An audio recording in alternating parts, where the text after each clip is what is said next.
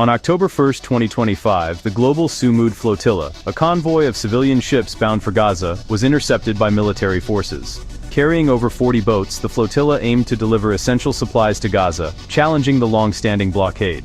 The mission included 500 passengers, among them parliamentarians and activists, aware of the risks but driven by a moral cause.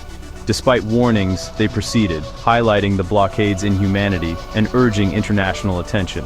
The Interception turned a distant mission into a crisis for Italy, with military boarding in international waters sparking outrage.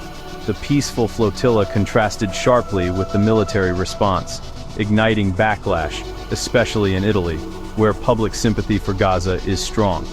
This confrontation underscored the global struggle against the blockade, with Italy at the forefront of the humanitarian cause. The event set the stage for a powerful international dialogue on justice and human rights. Italy's response to the flotilla's interception was swift, led by powerful trade unions. The CGIL, Italy's largest union, condemned the military action as aggression against Italian citizens.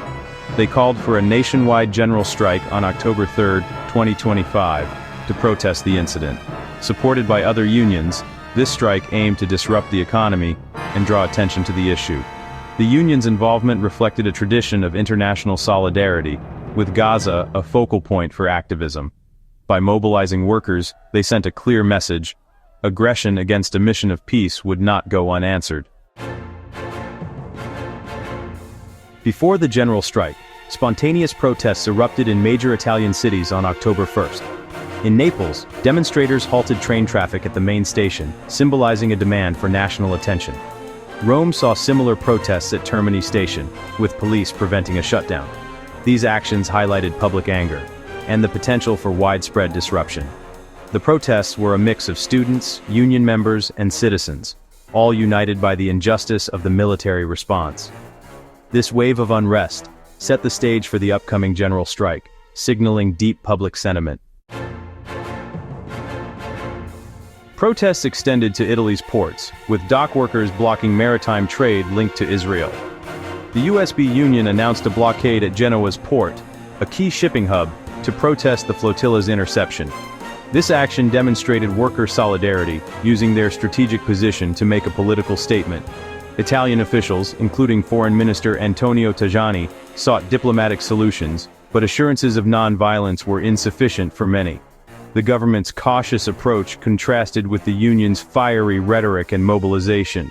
The core issue for activists was the interception itself, seen as a violation of humanitarian rights. The divergence between state diplomacy and civil society demands highlighted a deep chasm in Italy. The dock workers' blockade underscored the nation's commitment to challenging the Gaza blockade. The convergence of strikes, protests, and blockades painted a picture of Italian solidarity with Gaza. The flotilla's interception became a personal and moral issue, mobilizing a broad cross-section of society. The union's ability to inspire direct action showed their influence beyond labor disputes. This deep-rooted solidarity ensured that events in the Middle East had immediate repercussions in Italy.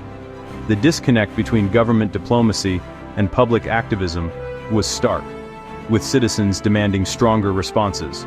Italy's bold stand was a testament to civil society's power and international solidarity. The protests were the culmination of years of advocacy for the Palestinian cause. Italy's action sent a resounding message: the struggle for Gaza's future echoes loudly in the heart of Italy.